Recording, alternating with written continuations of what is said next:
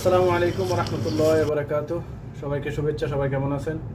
দেখ, আলহামদুলিল্লাহ। আমার এক কাকা সৌদি আরব আজকে প্রায় 30 থেকে 35 বছর কত কষ্ট করে দেখুন। খাজুর গাছ থেকে খাজুর পেড়ে কীভাবে পরিচর্যা করতে হয়, এর সাথে সাথে হাঁস আছে, মুরগি আছে, হাউজের কত কাজ আছে, সবগুলা কাজ আজকে প্রায় 30 থেকে 35 বছর উনি একাধারে করে আসছেন। শরীর পুরো অসুস্থ। তো আজকে আমাকে ভিডিওটা পাঠাইলো অনেক দুঃখের সহিত, যে দেখো বাতি যে কত কষ্ট করতে হয়। প্রতিটা খাজুরের খোসা পর্যন্ত ছুটে এগুলোরে প্যাকেটিং করে বক্স করে এরপরে ফ্রিজে ঢুকাইতে হয়। আমাদের দেশে ডাউন সেল যেভাবে ইয়া করে সেরকম একটা মিনিট মানে বিশ্রাম নেওয়ার মতো সময় নাই। আমরা যে বিদেশে প্রবাসীরা কীভাবে টাকা কামায়, এটা একমাত্র আমরা প্রবাসীরাই বুঝি।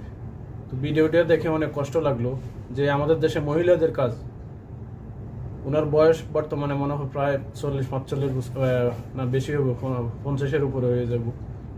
কত কষ্ট করতে আছে আজকে প্রায় 30 বছর থেকে 35 বছর হইব। আপনারা দেখেন কত কষ্ট করতেছে বিদেশে। এরপরও যে ফ্যামিলি যারা আছে, আমার মনে হয় না তাদের চাহিদা পূরণ হয়েছে, তাদের চাহিদা এখনো শেষ হয় নাই। তো ইনশাল্লাহ আমরা প্রবাসীদের জন্য দোয়া করবো, আল্লাহ যেন তাদেরকে ধৈর্য দান করেন, আল্লাহ তাআলা যেন ধৈর্য ধরার মতো তৌফিক দান করেন এবং তাদেরকে যেন সুস্থ রাখেন।